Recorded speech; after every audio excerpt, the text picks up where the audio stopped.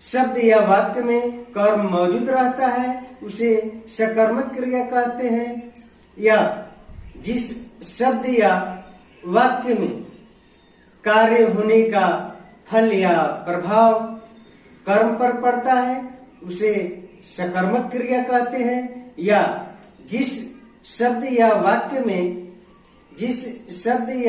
वाक्य में कर्म होने की संभावना हो उसे सकर्मक क्रिया कहते हैं।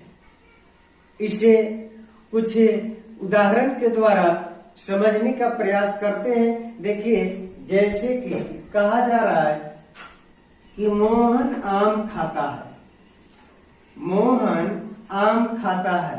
अब सकर्मक क्रिया यानी कि सकर्मक क्रिया को कैसे पहचानेंगे, तो कहा गया है कि क्रिया में क्या और किसको लगा करके प्रश्न करते हैं। यदि उत्तर हमें मिल जाए, उत्तर हमें प्राप्त हो, तो वह क्रिया सकर्मक क्रिया है। देखते हैं, जैसे दिया हुआ है कि मोहन खाता है। अब यहाँ पर खाता है, खाना क्रिया है, लेकिन हमें पहचानना है कि यह सकर्मक क्रिया है या अकर्मक क्रिया। तो यहाँ कहेंगे क्या खाता है,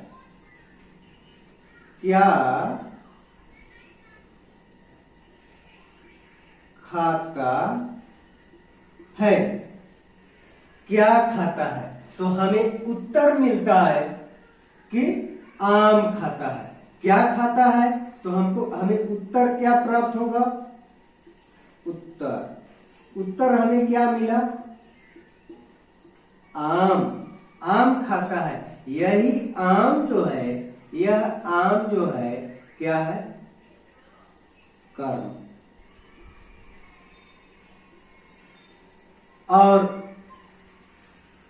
हमने परिभाषा भी पढ़ा कि जिस शब्द या वाक्य में कर्म मौजूद हो उसे सकर्मक क्रिया कहते हैं, या जिस शब्द या वाक्य में कार्य होने का फल या प्रभाव कर्म पर पड़ता है उसे सकर्मक क्रिया कहते हैं। इस वाक्य में हम देख रहे हैं कि यदि प्रश्न करते हैं क्रिया में क्या लगा करके, तो यहाँ पर क्या खाता है, तो हमें उत्तर मिलता है कि आम खाता है।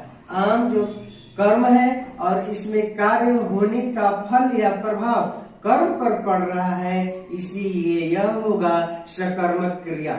इसी तरह से वह किताब पढ़ता है, वह किताब पढ़ता है। अब इसमें क्या है, पढ़ना क्रिया है। अब इसमें फिर उसी तरह से क्या और किसको लगा करके प्रश्न करेंगे, यानी कि यहाँ प्रश्न करेंगे क्या पढ़ता है, क्या पढ़ता है, तो हमें उत्तर क्या मिलेगा, क्या पढ़ता है, तो हमें उत्तर मिलेगा किताब। यह जो किताब है, ठीक है, क्या पढ़ता है, तो किताब, ये है किताब। अब हमें उत्तर प्राप्त हो रहा है किताब। यह किताब जो है कर्म है, इसीलिए इस वाक्य को क्या कहेंगे, सकर्मक क्रिया। इसी तरह से आप लिखते हैं, यहाँ पर एग्जाम्पल में देख सकते हैं, लिखते हैं, यहाँ प्रश्न करेंगे, क्रिया में प्रश्न करेंगे, क्या लिखते हैं, क्या लिखते हैं, लिखते हैं, तो हमें उत्तर क्या प्राप्त होगा, उत्तर प्राप्त होगा उपन्यास। तो यह उपन्यास जो है क्या है, कर्म है। उपन्यास क्या हो गया, कर्म। इसीलिए यह वाक्य जो है सकर्मक क्रिया है। इसी तरह से मैं गाता हूं, मैं गाता हूं। अब यहाँ पर प्रश्न है क्या गाता हूं, क्रिया में प्रश्न करेंगे क्या गाता हूं। तो अब हमें उत्तर क्या मिलेगा? उत्तर हमें क्या मिलता है? गीत। उत्तर क्या मिला?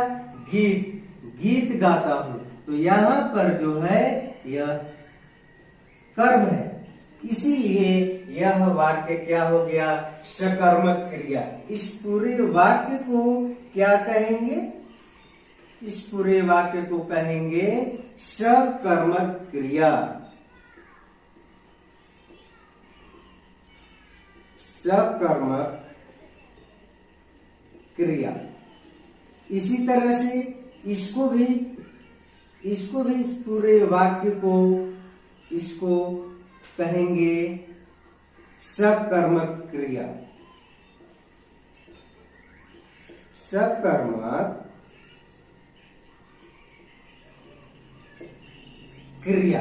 आप उपन्यास लिखते हैं, इसमें भी कर्म मौजूद है, इसीलिए इसको भी क्या कहेंगे? सकर्मक क्रिया। क्या है? सकर्मक क्रिया।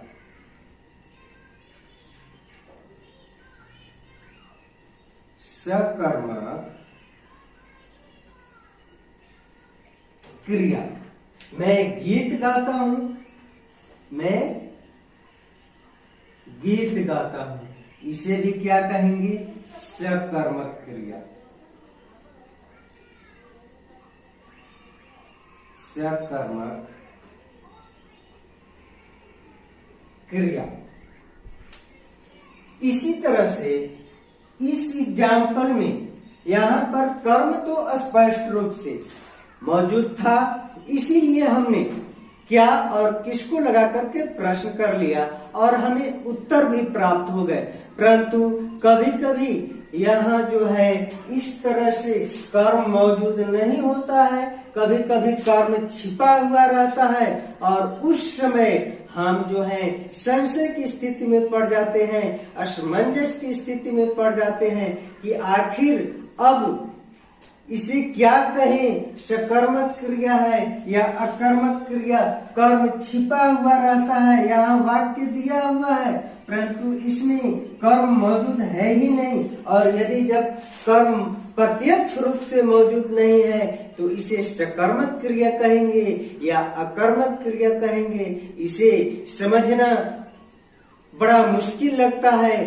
परंतु उसी तरह से इसमें भी प्रश्न करेंगे, जैसे दिया हुआ है कि मोहन खाता है, यहाँ पर कहेंगे क्या खाता है?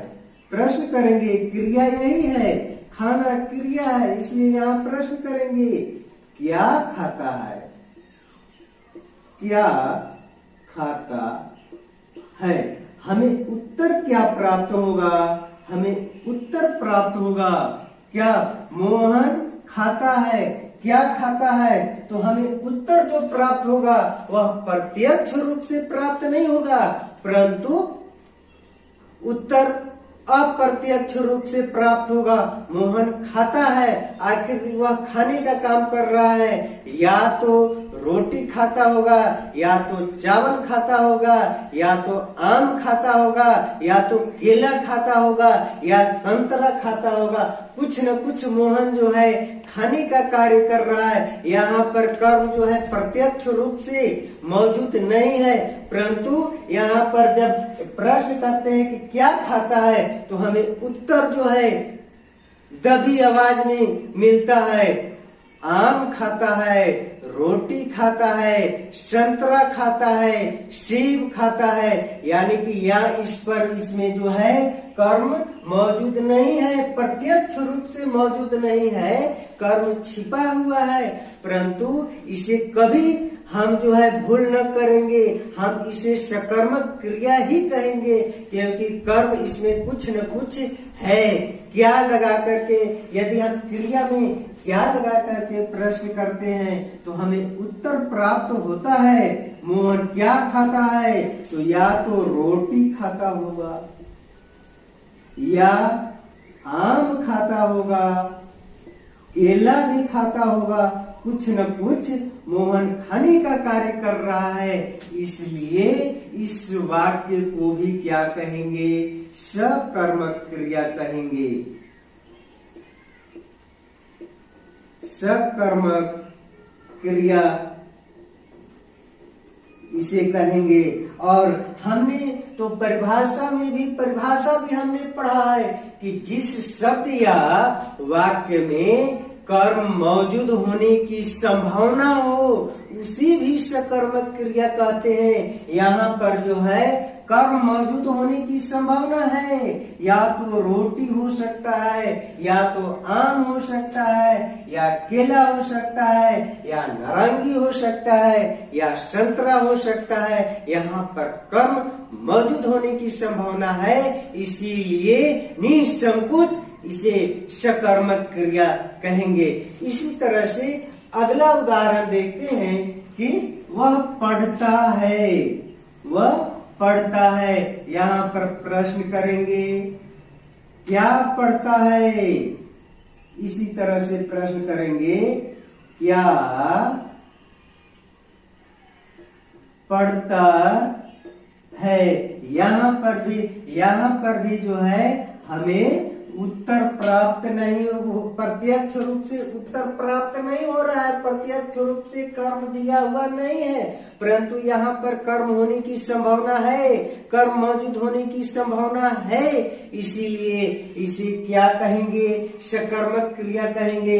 क्रिया में यदि हम प्रश्न करते हैं क्या पढ़ता है तो हमें उत्तर प्राप्त होगा किताब भी पढ़ सकता है, किताब पढ़ सकता है, कहानी पढ़ सकता है, उपन्यास भी पढ़ सकता है। यहाँ पर कर्म मौजूद होने की संभावना है, इसीलिए इस वाक्य को भी कहेंगे सकर्मक क्रिया। इसे क्या कहेंगे, सकर्मक क्रिया।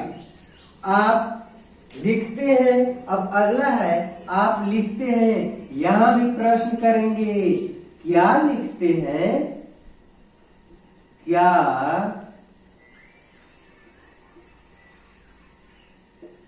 लिखते हैं, तो उत्तर प्राप्त होगा कहानी लिखते हैं, उपन्यास लिखते हैं, कुछ न कुछ लिखने का कार्य हो रहा है, इसीलिए इसे भी कहेंगे सकर्मक क्रिया। यह भी क्या है, सकर्मक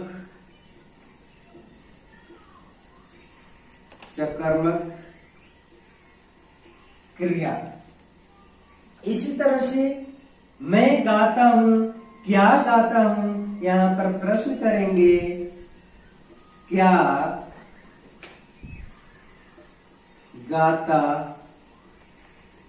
हूं, क्या गाता हूं, तो हमें उत्तर मिलेगा गीत गाता हूं, गाना गाता हूं, कुछ न कुछ गाने का कार्य हो रहा है, इसीलिए इसे भी क्या कहेंगे, इसे भी सकर्मक क्रिया कहेंगे, सकर्मक क्रिया। इस तरह से, परंतु कभी कभी हमें तो सिर्फ क्रिया दिया हुआ रहता है और उसे पहचान करने की बात होती है कि यह सकर्मक क्रिया है कि अकर्मक क्रिया। तो यहाँ भी जो है असमंजस में पढ़ने की आवश्यकता नहीं है, यहाँ भी हम लोग क्या करेंगे, इसी तरह से जैसे खाना क्रिया दिया हुआ है, यहीं पर प्रश्न करेंगे क्या खाता है, क्या खाता है, तो हमें उत्तर क्या मिलेगा, रोटी खाता है, आम खाता है, हमें उत्तर क्या प्राप्त होगा, उत्तर क्या प्राप्त होगा कि रोटी खाता है। क्या खाता है, हमने प्रश्न किया तो क्या उत्तर मिल रहा है, रोटी खाता है, आम खाता है, केला खाता है, कुछ न कुछ खाने का कार्य हो रहा है, संतरा खाता है, सेब खाता है, कुछ न कुछ खाने का कार्य हो रहा है, इसीलिए इसे भी क्या कहेंगे, यह क्या हो गया, सकर्मक क्रिया। क्या है, क्योंकि इसमें कर्म मौजूद होने की संभावना है, इसीलिए इसे क्या कहेंगे, सकर्मक क्रिया। पढ़ना, यहाँ पर क्रिया दिया हुआ है, यहाँ भी प्रश्न करेंगे क्या पढ़ता है, क्या पढ़ता